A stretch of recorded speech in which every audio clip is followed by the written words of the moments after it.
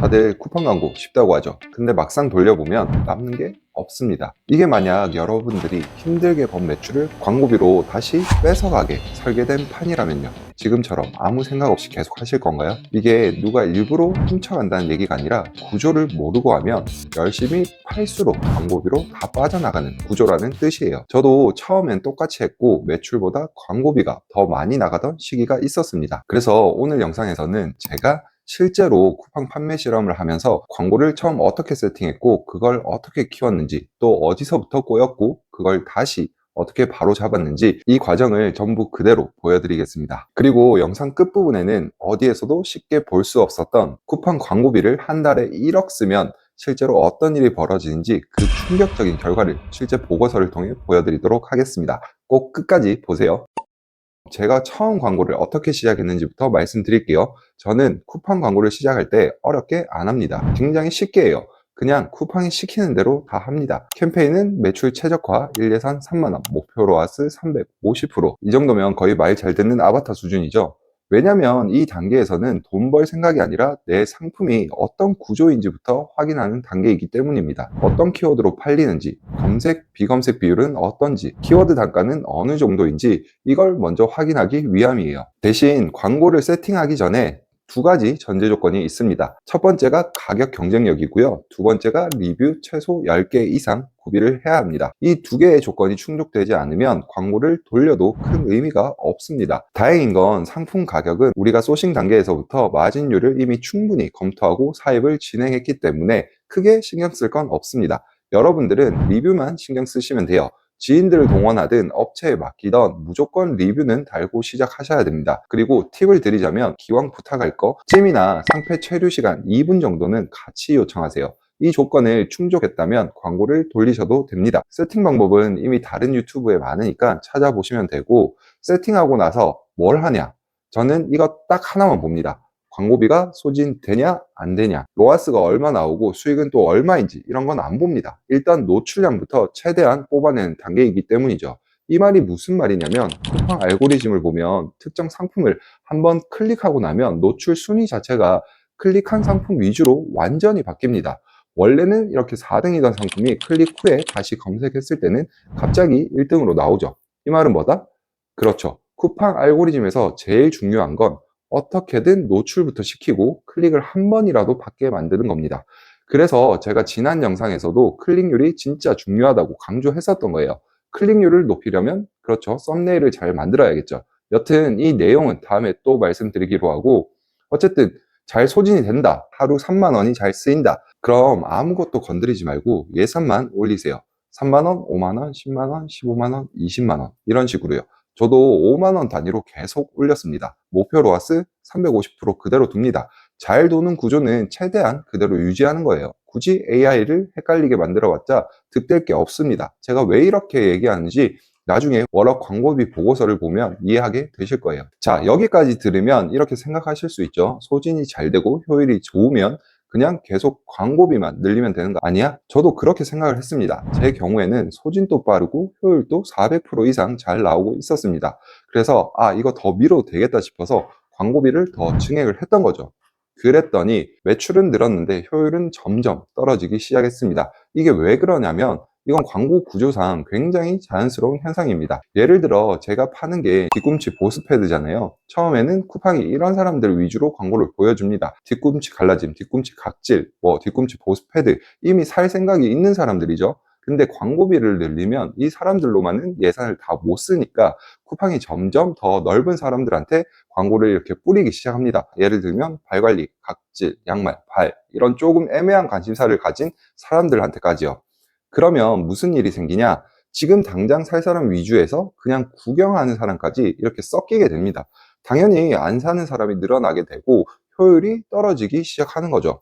거기다 노출을 더 많이 하려다 보니까 원래보다 더 비싼 키워드까지 같이 노출이 됩니다. 클릭 한 번에 2, 300원 하던 게 500원, 700원 이렇게까지 올라가게 되는 거죠. 정리하면 이겁니다. 광고비를 높이면 안 살 사람들한테도 더 많이 보여지고 클릭값도 같이 비싸진다. 따라서 매출은 늘지만 효율은 떨어질 수밖에 없다. 이럴 때는 딱 두 가지만 하면 되는데요. 첫 번째, 제외 키워드부터 정리를 하는 거예요. 보고서를 보고 클릭은 있지만 전환이 안 되는, 돈만 빼가는 키워드들 있죠. 그것들을 제외를 시키는 거죠. 이때 주의해야 할 점은 전환이 없다고 이것저것 다 빼다 보면 광고가 안 돌아가는 경우도 있으니까 내 제품과 직접적인 관련이 있는 키워드는 그대로 남겨두세요. 두 번째, 목표 로아스를 올려서 비싼 키워드 CPC를 줄이는 방법도 있습니다. 정리하면 이거예요. 판매를 하다 보면 매출 볼륨 확장이 필요한 순간이 무조건 옵니다. 근데 정리 없이 무작정 늘리면 그건 확장이 아니라 누수로 이어지기 때문에 광고는 항상 늘리고 정리하고 다시 늘리는 구조로 가야 합니다. 반대로 광고비가 잘 안 쓰이는 경우도 있거든요. 이걸 이해하려면 이 개념부터 확실히 알고 가셔야 됩니다. 목표 로아스를 낮추면 키워드 단가가 올라가고 검색 영역 노출이 많아집니다. 반대로 로아스를 높이잖아요. 키워드 단가는 내려가고 비검색 영역 노출이 많아집니다. 이해되시나요? 이해되셨죠? 이 개념은 꼭 정확히 잡고 가셔야 해요. 한 번에 안 잡히시면 이 부분은 몇 번이고 다시 돌려보세요. 광고비가 다 소진이 안 되는 경우는 딱 두 가지인데요. 처음부터 안 쓰이거나 광고비를 늘렸더니 안 쓰이는 경우가 있는데요. 이 두 경우는 원인도 다르고 해결 방법도 완전히 다릅니다. 처음부터 소진이 안 된다. 이건 90% 이상 상품 문제입니다. 광고 문제가 아니라 상품이 아직 광고로 판매할 준비가 안 된 상태란 말이겠죠. 두 번째, 잘 쓰이다가 어느 순간부터 소진이 안 된다. 이게 진짜 많이 겪는 상황이죠. 이걸 한 줄로 말하면 이겁니다. 이 조건으로는 노출할 수 있는 데까지 이미 다 한 상태다. 예산만 늘렸지 목표 로아스는 그대로니까 쿠팡 입장에서는 더 노출시킬 자리가 없는 거예요. 이건 광고가 잘못된 게 아니라 해당 조건 안에서 광고가 노출할 수 있는 최대치에 도달한 거예요. 이럴 때 선택지가 또 두 가지가 있는데요. 첫 번째, 목표 로아스를 내려서 조건값을 넓힌다. 두 번째, 이게 한계라고 인정하고 광고 효율이 아닌 상품 효율에 집중을 한다. 첫 번째는 조금 덜 남아도 괜찮으니까 더 넓은 범위로 광고비를 써볼게요 하는 겁니다. 이게 무슨 말이냐면 목표 로아스를 낮춰서 더 비싼 키워드로도 광고를 해보는 거예요. 그러면 광고는 다시 소진되기 시작하겠죠. 대신 효율은 떨어질 수밖에 없습니다. 두 번째, 이 조건에서는 이 정도가 한계구나라고 인정을 하는 겁니다. 어차피 광고비를 더 태워도 소진이 안 되거나 써도 효율만 깨지는 상태이기 때문에 광고 효율 말고 상품 효율 쪽으로 고쳐서 성능을 올리는 것에 집중하는 거예요. 썸네일이나 상세 페이지를 고쳐 클릭률, 전환율을 높이는 쪽으로요. 정리해 볼게요. 로아스를 낮추면 더 비싼 키워드까지 쓰게 됩니다. 광고비는 더 빨리 소진이 되겠죠. 대신 효율은 조금 떨어질 수 있습니다. 수익이 아니라 규모를 키우는 전략이라고 볼 수 있겠죠. 반대로 로아스를 올리게 되면 싼 키워드 위주로만 노출이 되고요. 키워드 단가는 내려가고 광고비 소진 또한 천천히 됩니다. 노출은 비검색 영역 비중이 더 높아지게 되겠죠. 이 전략은 확장이 아니라 비용을 아끼면서 가는 모드라고 보시면 돼요. 오늘 말씀드린 이 개념은 꼭 이해하고 가셔야 돼요. 한 번에 안 잡히면 두 번, 세 번 다시 보세요. 매출 최적화 캠페인은 CPC를 직접 조정하는 구조가 아니라 목표 로아스로 키워드 단가 수준을 조절하는 구조입니다. 그래서 로아스는 수익을 조절하는 버튼이 아니라 광고를 공격적으로 할지 보수적으로 할지 정하는 버튼이라고 생각해 주셔야 됩니다. 로아스를 올리면 싸게 운영, 로아스를 내리면 크게 운영, 이 방향만 기억하시면 됩니다. 자, 약속드린 대로 광고비를 한 달에 1억씩 쓰면 실제로 무슨 일이 벌어지는지 보여드리겠습니다. 여기 월 광고비 1억 태운 실제 광고 보고서입니다. 자, 광고 효율이 얼마죠? 네, 300%도 안 됩니다. 이게 맞냐고요? 네, 맞습니다. 이게 현실이고 대부분 억대셀러들의 실제 광고 효율이 이렇습니다. 유튜브 보면 로아스 방 몇천 프로, 몇백 프로 엄청 자극적인 수치들이 많이 나오잖아요. 그런데 그런 수치는 매출이 작거나 특정 기간을 잘라보면 얼마든지 만들 수 있는 숫자입니다. 제가 드리고 싶은 말은 딱 이겁니다. 광고 수익률 숫자에 너무 목매지 마세요. 일희일비할 필요가 전혀 없습니다. 결국 매출이 이렇게 커질수록 광고 효율은 300% 근처로 다 수렴합니다. 쿠팡에서는 매출 1000만 원에 로아스 막 500%, 1000% 이렇게 찍고 만족할 생각을 하는 게 아니라 로아스 300% 나오더라도 매출 1억에 총액으로 더 많이 버는 구조를 만드는 게 맞습니다. 로아스는 숫자 노름이고 진짜 중요한 건 내가 얼마를 버느냐겠죠. 오케이?